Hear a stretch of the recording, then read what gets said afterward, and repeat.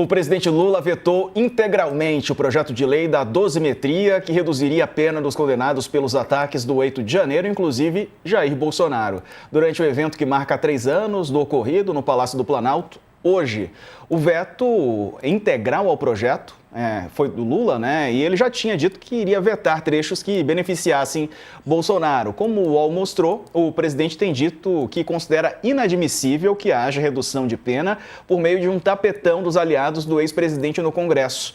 Os vetos vão ser analisados pelo próprio Congresso na sequência. Fato é que a gente tem acompanhado algumas reações a essa decisão do presidente Lula e o autor do projeto, que é o deputado Paulinho da Força, por exemplo, ele foi relator do projeto de lei para a redução das penas aos condenados por golpismo, acusou o presidente Lula de rasgar a bandeira da paz e preferir o confronto ao vetar a proposta. É com ele que a gente conversa aqui agora. Deputado, seja muito bem-vindo. Boa tarde para o senhor. A pergunta que te faço é se uma bandeira da paz deve ser oferecida a golpistas. Deputado, boa tarde. Boa tarde, prazer falar com vocês, com todos os telespectadores e ouvintes. Bom, primeiro que foi um projeto trabalhado com muitas autoridades, com todos os congressos, com muitos líderes da Câmara, do Senado, aprovado pela Câmara, aprovado pelo Senado, e lamentavelmente o presidente Lula fez um grande espetáculo hoje para vetar. Isso, do meu ponto de vista, mostra que ele prefere o confronto e não a pacificação do país, né? Ele prefere governar por uma parte do país e não para todos os brasileiros. Então, acho muito lamentável esse comportamento do presidente Lula hoje com relação a um projeto que foi amplamente discutido na sociedade brasileira. E eu, particularmente, e lógico que trabalhei no projeto, sou lógico, favorável ao projeto. Por quê? Porque, primeiro, que você não é anistia, é uma redução de penas, né? E na medida que você reduz as penas, aquelas pessoas que estão presas sairiam da cadeia, aquelas pessoas que pegaram uma pena maior, no caso do Bolsonaro, teria a pena reduzida, mas continuaria pagando pelos seus crimes. Portanto, era, do meu ponto de vista, um momento da gente pacificar o país. E, lamentavelmente, o presidente Lula não concordou. Couto. Boa tarde, obrigado pela entrevista. Uma coisa que eu não entendi até agora, tudo bem? Há quanto tempo? Eu não entendi até agora Quanto tempo nós tivemos? Muito tempo. Houve um momento, né, em que se falou muito de dosimetria, anistia e tal, era a grande pauta nacional, só se falava disso. E aí, de repente, desapareceu, não se estava falando mais. E, sem mais nem menos, voltou a pauta, né, você reapareceu e acabaram aprovando a toque de caixa a dosimetria. Eu te pergunto o seguinte, você falou que conversou com todo mundo, né, sobre esse seu projeto.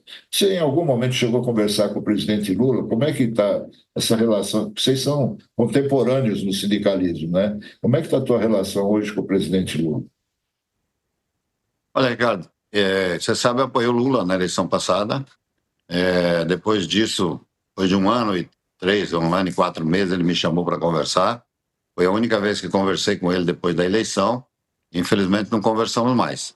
E, nesse caso, também não conversei com o governo, né? Conversei com o PT, conversei com os partidos à esquerda, ao centro, à direita no Congresso, mas com o presidente Lula não conversei, até porque imaginava que não era o momento de falar com o presidente Lula na medida que o assunto estava no Congresso Nacional.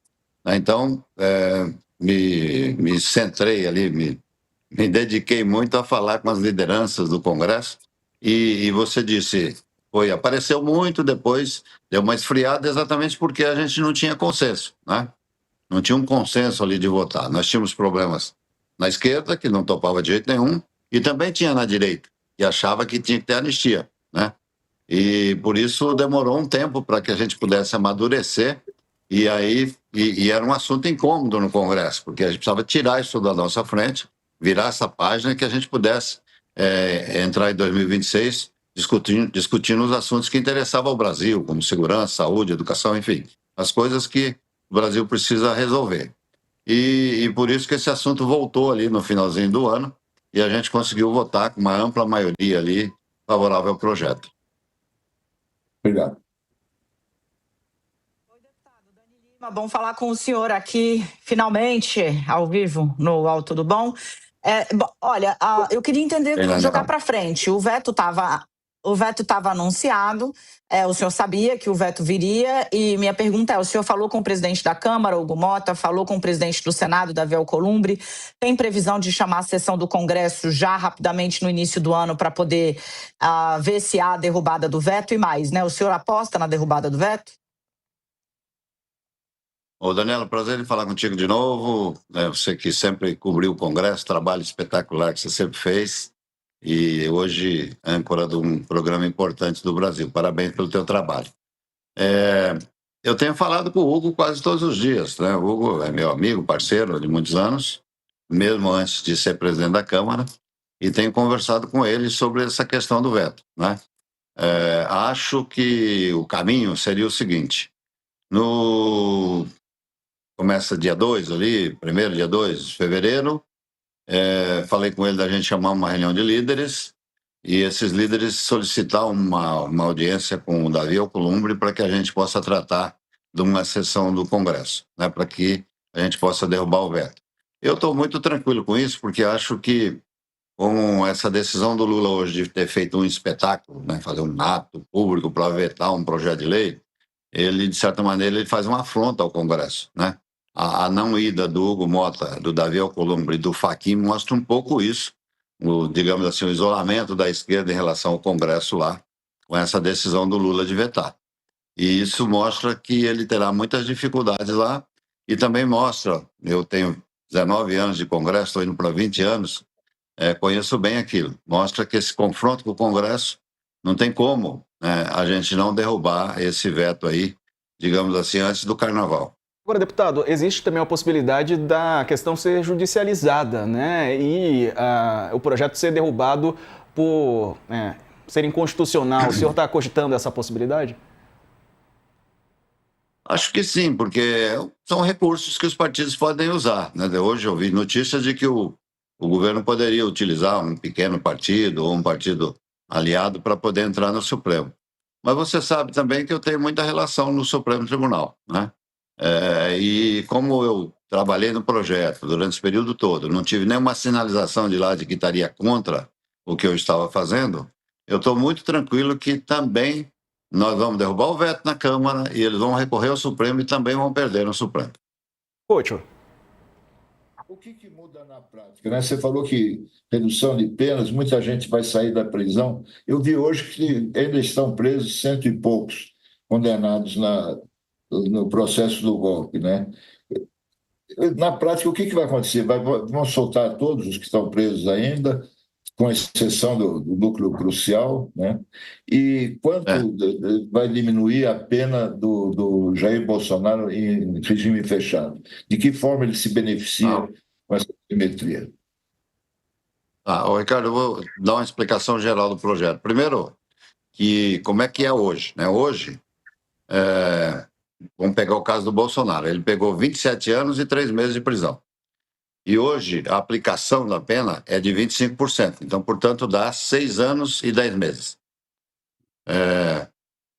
As pessoas que foram condenadas, que estão presas, são 144, me parece, e tem mais 50 e poucos que estão em casa com tornozeleiras, e tem pelo menos uns 500 que fugiram do país, né? Então, as pessoas, no geral, as pessoas que estão presas pegaram até 17 anos de prisão. Eu juntei as duas penas lá, golpe de Estado e abolição violenta do Estado Democrático de Direito. Quando junta as duas, aplica maior. Aplicando a maior, significa que nós reduzimos 6 anos e meio. Essa é a redução. Então, pega o caso do Bolsonaro, ficaria com 20 anos e 8 meses. Na aplicação, que multiplicava por 25, eu multipliquei por 16. A mudança da lei é exatamente essa. Então, a do Bolsonaro cairia para 3 anos e 3 meses. Os outros cairia bem mais, né? Na medida que cair bem mais, eles seriam soltos, exatamente porque já cumpriram essa pena que eles deveriam cumprir. E do Bolsonaro, então, que cai para 20 anos e 8 meses, multiplica por 16, dá 3 anos e 3 meses. Só que eu também mudei aquele artigo lá da remissão de pena, que significa que as pessoas trabalham 3 dias, ganham 1, estudam 6 dias, ganham 1, né? Então, com essa redução, na medida que ele vai cumprindo a pena, cai para 2 anos e 4 meses. É isso que sobra, então, para o Bolsonaro. E o núcleo duro, por exemplo, vamos pegar aqui o caso do Anderson Torres, o dele cai para 1 ano e 9 meses de cumprimento de pena. Dani. Isso o senhor está falando em regime fechado, né, deputado? Só para ficar claro. Desculpa, o Couto tá querendo falar. Sim, não, hoje, só para... Acho que eu não respondi toda a pergunta do Couto. Ele pergunta também, não sei se acho que eu esqueci aqui uma parte, que é como é que essas pessoas seriam soltas. Na medida que a gente derrube o veto agora, passa então, portanto, o projeto de lei passa a valer. Aí os advogados vão entrar, cada um dos advogados de cada um dos presos que estão lá, entram no Supremo Tribunal pedindo para que cumpra, então, a nova legislação, e aí a tendência, então, é que o Supremo Tribunal vai soltando um por um dessas pessoas que estão presas. Você falou de remissão de pena, só completando, ainda hoje, eu me lembrei agora, notei aqui, o ex-presidente Bolsonaro pediu a defesa dele pediu para que ele possa ler livros, ele quer livros e tal, para reduzir o tempo do regime fechado, né?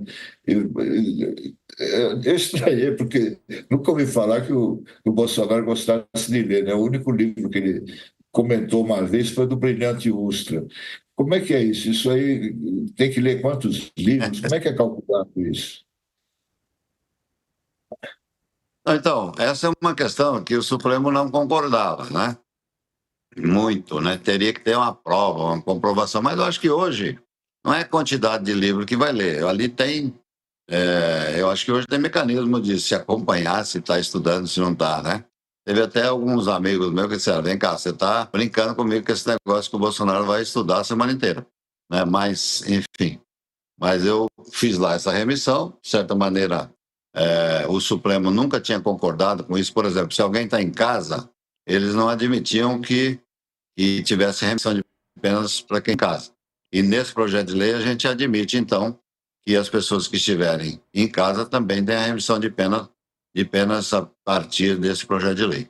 Tá certo. O deputado Paulinho da Força, do Solidariedade, obrigado por nos atender. Um abraço para o senhor. Bom trabalho. Boa tarde.